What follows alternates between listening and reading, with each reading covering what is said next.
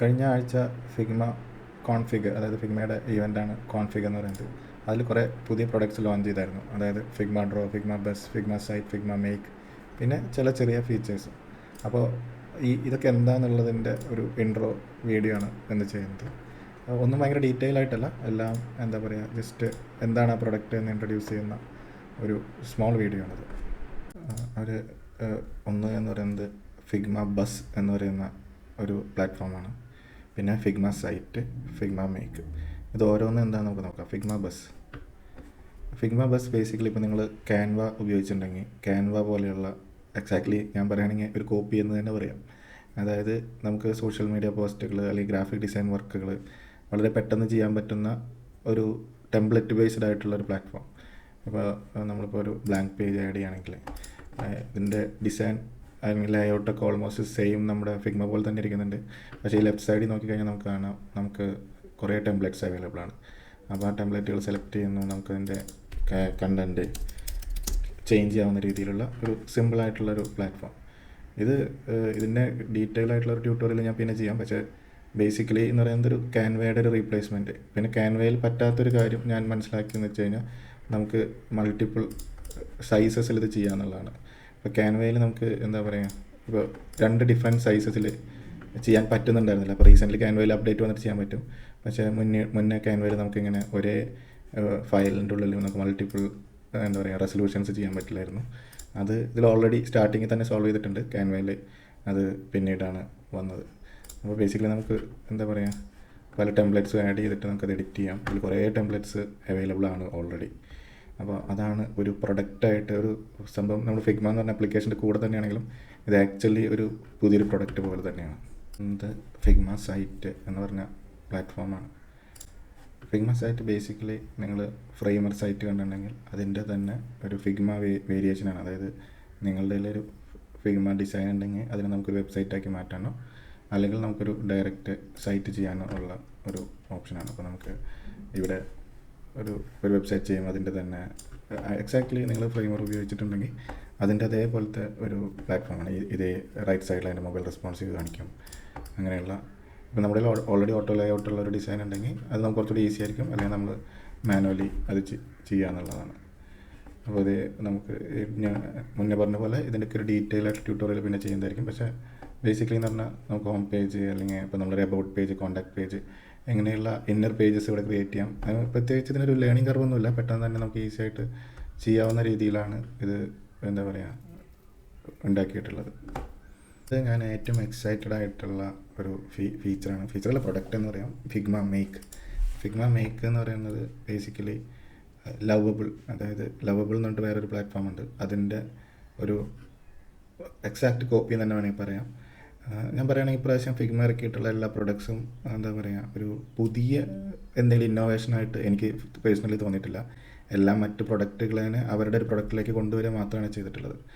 അപ്പോൾ ഇപ്പോൾ ഇത് ബേസിക്കലി ഒന്നല്ലെങ്കിൽ നമുക്ക് എന്താണ് ചെയ്യേണ്ടതെന്ന് ടൈപ്പ് ചെയ്ത് കഴിഞ്ഞാൽ അത് കുറച്ചുകൂടി ഡീറ്റെയിൽ ആയിട്ട് പറയുകയാണെങ്കിൽ നമുക്ക് പ്രോട്ടോടൈപ്പ് ചെയ്യാൻ അല്ലെങ്കിൽ കോഡ് ചെയ്യാനായിട്ട് ഉള്ളൊരു പ്ലാറ്റ്ഫോം. കോഡ് നമ്മളിതിൽ ചെയ്യുന്നില്ല, പക്ഷേ നമ്മളിതിൽ ഡിസൈൻ കൊടുത്തു കഴിഞ്ഞാൽ അതിനെ കോഡാക്കിയിട്ട് മാറ്റുന്ന ഇപ്പോൾ ഒത്തിരി പ്ലാറ്റ്ഫോംസ് അങ്ങനെയുണ്ട്. അപ്പോൾ അതിൻ്റെ ഒരു ഫോളോവർ എന്ന് വേണമെങ്കിൽ പറയാം. അപ്പോൾ ഞാനിപ്പോൾ ഒരു എക്സാമ്പിൾ കാണിക്കും. അപ്പോൾ നമ്മളിവിടെ ഒരു ഡിസൈൻ ഓൾറെഡി ഒരു സിമ്പിൾ ലേഔട്ട് എന്ന് വെച്ചാൽ അല്ലെങ്കിൽ അത് കൂടുതൽ സമയം എടുക്കും. നമുക്ക് ഈ ഒരു ഫ്രെയിം കോപ്പി എടുക്കാം. അപ്പോൾ ഫിഗ്മയായിട്ടുള്ളൊരു അഡ്വാൻറ്റേജ് അതാണ്, നമുക്ക് എല്ലാം ഫിഗ്മയിൽ തന്നെ ചെയ്യാം. എന്നിട്ട് നമുക്ക് ആ ഒരു ഫ്രെയിം നമുക്കിവിടെ പേസ്റ്റ് ചെയ്യാം. ഇനി എനിക്ക് എന്താ പറയുക ഞാൻ ബേസിക്കലി ഉദ്ദേശിച്ചൊരു ഇൻട്രസ്റ്റ് കാൽക്കുലേറ്ററാണ്. So develop this interest calculator എന്ന് ടൈപ്പ് ചെയ്ത് കഴിഞ്ഞാൽ അപ്പോൾ ഇവിടെ അവർ കാണിക്കുന്നുണ്ട് ക്ലൗഡ് 3.7 സോണറ്റ്. അതൊരു എന്താ പറയുക AI മോഡലാണ്, പലരും യൂസ് ചെയ്യുന്നുണ്ടാവും, ക്ലൗഡ് ഓൾറെഡി ഉപയോഗിക്കുന്നുണ്ടാവും. ChatGPT പോലെ ഒരു പ്ലാറ്റ്ഫോമാണ്. ഇപ്പോൾ ഞാൻ സബ്മിറ്റ് ചെയ്തു. ഇനിയിപ്പോൾ ആ ഒരു കോഡ് ഡെവലപ്പ് ചെയ്ത് നമുക്ക് നോക്കാം എങ്ങനെയാണ് വരികയെന്ന്. ഞാൻ മുമ്പ് ട്രൈ ചെയ്ത് നോക്കിയില്ല, ഇതെങ്ങനെ വരുമെന്നുള്ളത്. പക്ഷേ ഹോപ്പ്ഫുള്ളി ഇത് നന്നായി വരുമെന്നാണ് എനിക്ക് തോന്നുന്നത്. അപ്പോൾ ഇവിടെ കോഡ് ജനറേറ്റ് ചെയ്തുകൊണ്ടിരിക്കുന്നുണ്ട്. ഈ കോഡ് ബേസിക്കലി റിയാക്ട് കോഡാണ്. ഇപ്പോൾ ഇവിടെ നമുക്ക് എക്സ്റ്റൻഷൻ കാണാം, .tsx എന്നൊക്കെ പറഞ്ഞ്. അത് ടൈപ്പ് സ്ക്രിപ്റ്റ് എന്ന് പറഞ്ഞിട്ടുള്ള ഒരു എന്താ പറയുക ജാവ സ്ക്രിപ്റ്റിൻ്റെ തന്നെ ടൈപ്പ് ഫ്രണ്ട്ലി ആയിട്ടുള്ള ഒരു ഇതാണ്, പ്രോഗ്രാമിംഗ് ലാംഗ്വേജ് ആണ്. ബേസിക്കലി ജാവ സ്ക്രിപ്റ്റ് തന്നെ. അതിൽ കുറച്ച് ടൈപ്പ് ആഡ് ചെയ്തിട്ടുണ്ട് എന്നുള്ളതാണ്. പ്രോഗ്രാമിങ് അറിയാത്തവർക്കത് അത്ര മനസ്സിലാവണില്ല ഞാൻ എന്താണ് ടൈപ്പ് എന്ന് ഉദ്ദേശിക്കുന്നത്. പക്ഷേ ഇത്രയും മനസ്സിലാക്കിയാൽ മതി. ഇത് ഒരു റിയാക്ട് ബേസ്ഡ് ആയിട്ടുള്ള ആപ്ലിക്കേഷനാണ് ഇവർ ചെയ്തുകൊണ്ടിരിക്കുന്നത്. പക്ഷേ ഈ ഒരു മോസ്റ്റ് ഓഫ് ദീസ് ആപ്സ്, അതായത് നമ്മുടെ ലവബിൾ ആയാലും ഒക്കെ ചെയ്യുന്നത് റിയാക്ട് തന്നെയായിരിക്കും. ഇപ്പം നമ്മളൊരു സിമ്പിളായിട്ടുള്ളൊരു ഡിസൈനാണ് കൊടുത്തത്, പക്ഷേ ഇത് സമയം എടുക്കുന്നുണ്ട്. എന്നാലും നമുക്ക് നോക്കാം എന്താണ് ഇത് ചെയ്തു വരുന്നതെന്ന്.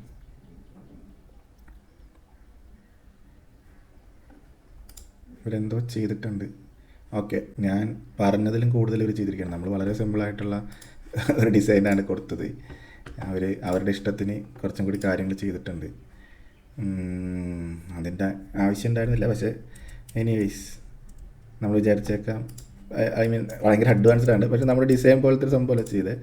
അത് എന്നെ അത്ര സാറ്റിസ്ഫൈ ചെയ്യുന്നില്ല. എന്ന് വെച്ചാൽ പിന്നെ എന്തിനാണ് ഈ കാൽക്കുലേറ്റ് ബട്ടൺ നമുക്ക് അറിഞ്ഞുകൂടാ. നമ്മൾ ആക്ച്വലി ഒരു കാൽക്കുലേറ്റ് ബട്ടൺ എന്നതിൽ വെച്ചിട്ടില്ല. എന്താ കാരണം വെച്ചാൽ ഇത് റിയൽ ടൈം ആയിരിക്കും എന്ന് എനിക്കറിയായിരുന്നു.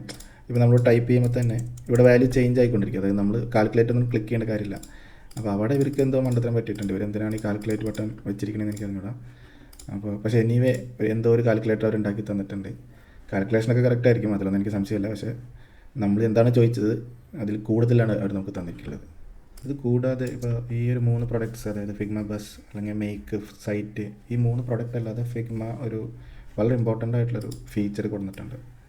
അത് ഫിഗ്മ ഗ്രിഡ്സ് എന്നാണ് പറയുന്നത്. അതായത് ഗ്രിഡ് എന്ന് പറയുന്നത് ബേസിക്കലി ഇപ്പോൾ നമ്മൾ ഫിഗ്മയിൽ ഓട്ടോ ലേഔട്ട് ഉള്ള പോലെ, ഓട്ടോ ലേഔട്ട് എന്ന് പറയുന്നത് വെബ്സൈറ്റിലെ ഫ്ലെക്സ് എന്ന് പറഞ്ഞ ഒരു കോൺസെപ്റ്റിൽ നിന്ന് ഇൻസ്പയർ ആയിട്ടുള്ളതാണ്. അതായത് എന്താ പറയുക, ഈ എങ്ങനെ ഒബ്ജക്ട്സ് ലേഔട്ട് ചെയ്യണം എന്നുള്ള ഫ്ലെക്സ് മോഡൽ എന്നൊക്കെ പറഞ്ഞ് ഒരു കോൺസെപ്റ്റ് ഉണ്ട് വെബ് ഡെവലപ്മെൻറ്റിൽ. അതേപോലെ തന്നെ വെബ് ഡെവലപ്മെൻറ്റിൽ അഡ്വാൻസ് ആയി വന്നതാണ് ഗ്രിഡ് ലേഔട്ട്. അപ്പോൾ ആ ഗ്രിഡ് ലേഔട്ട് എന്ന് പറഞ്ഞ കോൺസെപ്റ്റ് അതുപോലെ തന്നെ എടുത്തിട്ടുള്ള ഒരു സംഭവമാണ് ഫിഗ്മയിലുള്ള ഗ്രിഡ്. അപ്പോൾ അത് ചെയ്യാനായിട്ട് നമ്മൾ എന്താ പറയുക, ഒരു കണ്ടൻറ്റ് ആദ്യം വേണം, എന്തെങ്കിലും ഒരു കണ്ടൻറ്റ് വേണം. ഇപ്പം നമ്മളിപ്പോൾ ഇവിടെ ഇരിക്കുന്ന ഈ ഒരു ഡിസൈൻ പുതിയൊരു ആർട്ട് ബോർഡിലിട്ട് അല്ലെങ്കിൽ അതിൻ്റെ കളർ ചേഞ്ച് ചെയ്യാം. അപ്പോൾ അതിൻ്റെ വ്യത്യാസം നമുക്ക് കാണാൻ പറ്റും. എന്നിട്ട് നമ്മൾ ഓട്ടോ ലേഔട്ട് ചെയ്യുന്ന പോലെ തന്നെ ഇതിനെ നമുക്ക് ഒരു ഗ്രിഡ് ലേഔട്ടിലേക്ക് മാറ്റാൻ പറ്റും. ഒബ്ജക്റ്റ് സെലക്ട് ചെയ്ത് കഴിഞ്ഞാൽ ഇപ്പോൾ ഇത് നമ്മുടെ നോർമൽ ലേഔട്ട്, ഫ്രീ ഫോം, ഇതൊക്കെ പുതിയൊരു ഡിസൈൻ ചേഞ്ചാണ്. നിങ്ങൾ നോട്ടീസ് ചെയ്തിട്ടുണ്ടോയെന്ന് അറിയില്ല. അപ്പോൾ നമുക്ക് ഇവിടെ തന്നെ ഡയറക്റ്റ് എന്താ പറയുക, ഓട്ടോ ലേഔട്ട് ചേഞ്ച് ചെയ്യാനുള്ള ഓപ്ഷൻ ഉണ്ട്. ഓട്ടോ ലേഔട്ട് ഇപ്പോൾ വെർട്ടിക്കലാക്കാൻ, ഹൊറിസോണ്ടലാക്കാൻ, അത് കഴിഞ്ഞ് പുതിയത് വന്നിട്ടുള്ളതാണ് ഈ ഗ്രിഡ് എന്ന് പറയുന്നത്. നമ്മൾ ഈ ഗ്രിഡിൽ ക്ലിക്ക് ചെയ്യുമ്പോൾ തന്നെ ഗ്രിഡിൽ എന്താ പറയുക 1x1 എന്ന് പറഞ്ഞിട്ടുള്ളൊരു ഓപ്ഷനാണ് നമ്മൾ കാണിക്കുന്നത്. അപ്പോൾ നമ്മൾ എന്താ പറയുക, ഇപ്പോൾ എന്ന് വെച്ച് കഴിഞ്ഞാൽ ഇതിൽ ഒരു കോളം ഒരു റോയും ഉള്ള ബേസിക്കലി ഒരു ഗ്രിഡ് എന്ന് പറഞ്ഞാൽ എന്താണെന്ന് നമുക്കറിയാലോ. അതായത് കുറേ എന്താ പറയുക ലൈൻസ് ഞാൻ വരയ്ക്കാം. അപ്പോൾ നമ്മൾ കുറേ ലൈൻസ് അങ്ങോട്ടും ഇങ്ങോട്ടും ക്രോസ് ചെയ്തിട്ടുള്ള ഒരു ഇതിനാണല്ലോ നമ്മൾ ഗ്രിഡ് എന്നുണ്ട്. ഞാൻ ഗ്രിഡിൻ്റെ ഒരു ഡീറ്റെയിൽ ആയിട്ടുള്ള ട്യൂട്ടോറിയൽ പിന്നീട് ചെയ്യാം. ഞാൻ ജസ്റ്റ് ഈ ഫീച്ചർ എന്താണെന്ന് പറയുന്നേ ഉള്ളൂ. പിന്നെ അപ്പോൾ നമുക്ക് ഇപ്പോൾ ഈ ഗ്രിഡ് 1x1 ആണ്, നമുക്കത് ചേഞ്ച് ചെയ്യാം. അപ്പോൾ അതിനുള്ള ഓപ്ഷനാണ് ഈ ഒരു എന്താ പറയുക, അവരുടെ ഗ്രിഡ് നമുക്ക് ഇങ്ങനെ ചൂസ് ചെയ്യാനുള്ള ഒരു ഓപ്ഷൻ ഉണ്ട്. ഞാൻ കുറച്ചുകൂടി സൂം ചെയ്ത് കാണിക്കാം. ഓക്കെ, അപ്പോൾ ഇപ്പോൾ ഞാൻ 7x4 ഒരു ഗ്രിഡാണ് ചെയ്തിരിക്കുന്നത്. അത് അപ്ലൈ ആയില്ല. ഇത് അപ്ലൈ ആവാത്തതിൻ്റെ കാരണം ഇതിൽ ഓൾറെഡി ഒബ്ജക്റ്റ് ഉള്ളതുകൊണ്ട് ചിലപ്പോൾ ഓക്കെ 5x4 നമ്മുടെ ഡിസൈൻ മൊത്തം കോളായി. പക്ഷേ ഇത് നമുക്ക് ഫിക്സ് ചെയ്യാൻ പ്രത്യേകിച്ച് പ്രശ്നമൊന്നുമില്ല. നമ്മൾ ഈ ഒരു ഗ്രിഡിലോട്ട് നമ്മുടെ വർക്കിനെ എക്സ്പാൻഡ് ചെയ്താൽ മതി. അപ്പോൾ നമ്മൾ ക്ലിക്ക് ചെയ്യുമ്പോൾ തന്നെ നമുക്ക് കാണാം നമ്മുടെ ഗ്രിഡ് ഒരു ലൈറ്റ് കളറിൽ അവർ കാണിക്കുന്നുണ്ട്.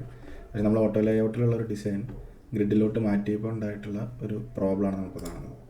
അപ്പോൾ നമ്മുടെ ഒബ്ജക്ട്സ് ഇവിടെയുണ്ട്. നമുക്ക് നമ്മുടെ ഗ്രിഡ്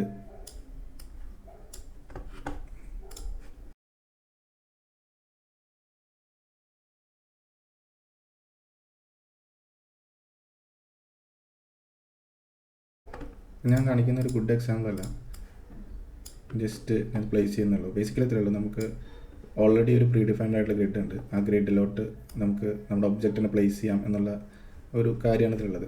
പക്ഷേ അതിനപ്പുറം അതിൽ കുറേ അഡ്വാൻറ്റേജുകളുണ്ട്. അപ്പോൾ ഞാനതൊരു ഡീറ്റെയിൽ ട്യൂട്ടോറിയലായിട്ട് ചെയ്യുന്നതായിരിക്കും. എന്നുവെച്ചാൽ ഇത് കുറച്ച് സോഫിസ്റ്റിക്കേറ്റഡ് ആയിട്ടുള്ളൊരു കാര്യമാണ്. ഈ ഗ്രിഡിൻ്റെ നമുക്ക് വിഡ്ത്ത് അഡ്ജസ്റ്റ് ചെയ്യാനും അങ്ങനെ കുറേ കാര്യങ്ങളുണ്ട്. അപ്പോൾ ഇതൊരു സിമ്പിൾ വെറുതെ ഒരു ഗ്രിഡ് വരച്ചിട്ട് അതിൽ ഒബ്ജക്റ്റ് വെക്കുന്ന പോലത്തെ ഒരു പരിപാടിയല്ല. എന്നുവെച്ചാൽ നമ്മൾ ഈ ഒരു ഐറ്റം തന്നെ കണ്ടില്ലേ, എക്സ്പാൻഡ് ചെയ്യുമ്പോൾ ഒക്കെ കുറേ ചേഞ്ചസ് വരുന്നുണ്ട്. അപ്പോൾ അതിൻ്റെ ഒരു ഡീറ്റെയിൽ ആയിട്ടുള്ള റിവ്യൂവിലോട്ട് പോകാം. എന്ന് വെച്ചാൽ കോളം സ്പാൻ, റോ സ്പാൻ, അങ്ങനെ കുറേ കാര്യങ്ങളുണ്ട്. എന്ന് വെച്ചാൽ ഞാൻ പറഞ്ഞ പോലെ അതൊരു CSS ഗ്രിഡിൻ്റെ കോൺസെപ്റ്റാണ്. അവർ അതുപോലെ തന്നെയാണ് ചെയ്തിരിക്കുന്നത്. ആക്ച്വലി അതിലുള്ള പല ഫീച്ചറുകളും ഇപ്പോഴും ഇതിൽ വന്നിട്ടില്ല, പക്ഷേ എനിക്ക് ഷുവറാണ് ഫിഗ്മ ഈവൻച്വലി അതൊക്കെ ആഡ് ചെയ്ത് ഇതിൽ കൊണ്ടുവരും. ഫൈനലി എന്ന് പറയുന്നത് നമ്മുടെ ഈ ഒരു നമുക്ക് ഡെവലപ്പർ മോഡ് എന്നുള്ളൊരു ഓപ്ഷനായിരുന്നു ഇവിടെ ഉണ്ടായിരുന്നത്. അത് മാറി നമുക്കിപ്പോൾ ഒരു ഫിഗ്മയിലേക്ക് ചേഞ്ച് ചെയ്യാനും പിന്നീട് ഒരു ഡ്രോയിങ് ഓപ്ഷൻ ഉള്ള പോലെ ഒരു ഫീച്ചറും കൂടി വന്നിട്ടുണ്ട്. ഇതും ഒരു പുതിയ ഒരു ഫീച്ചറാണ്. നമുക്ക് വരയ്ക്കാനും അങ്ങനെയുള്ള പിന്നെ എല്ലാം ഒരു ഡ്രോയിങ് പേഴ്സോണ എന്നാണ് പറയുക. അഫിനിറ്റി ഡിസൈനറൊക്കെ ഉപയോഗിച്ചിട്ടുണ്ടെങ്കിൽ ഒരു പുതിയ പേഴ്സോണ എന്നാണ് പറയുക. അപ്പോൾ അതാണ് ബേസിക്കലി ഇവിടെ ഉള്ളത്. നമുക്ക് ഫിഗ്മയിലേക്ക് സ്വിച്ച് ചെയ്യണമെങ്കിൽ ബട്ടണിലേക്ക് ഫിഗ്മയിലേക്ക് സ്വിച്ച് ചെയ്യാം. ഇത് ഡെവലപ്പർ മോഡ്, മറ്റേത് ഡ്രോയിങ് മോഡ്. അതാണ് മറ്റൊരു ഫീച്ചറായിട്ട് അവർ കൊണ്ടുവന്നിട്ടുള്ളത്. പിന്നെ കുറച്ച് AI ഫീച്ചേഴ്സ് ഉണ്ട്. അത് ഞാൻ കുറച്ച് ഇത് ഇപ്പോൾ വന്നതല്ല, ഐ മീൻ ഈ റീസെൻറ്റ് ലോഞ്ചിൽ വന്നല്ല, കുറച്ച് മുന്നേ വന്നായിരുന്നു. പക്ഷേ അതിനെ കുറച്ച് ഗുഡ് എക്സാമ്പിളായിട്ട് വേണം ചെയ്യാനായിട്ട്. നമുക്കൊരു ചുമ്മാ ഇൻട്രൊഡ്യൂസ് ചെയ്തിട്ട് കാര്യമില്ല. ബേസിക്കലി കണ്ടന്റ് റീപ്ലേസ് ചെയ്യുക, പക്ഷേ അതിന് കുറച്ച് സ്മാർട്ടായിട്ടുള്ള കുറച്ച് മെത്തേഡ്സ് ഉണ്ട്. അത് ഞാൻ പിന്നീട് ചെയ്യുന്നതായിരിക്കും. അപ്പോൾ ഇത്രയാണ് ഇപ്പോൾ പുതിയതായിട്ടുള്ള ഫിഗ്മ 2025 കാര്യങ്ങൾ.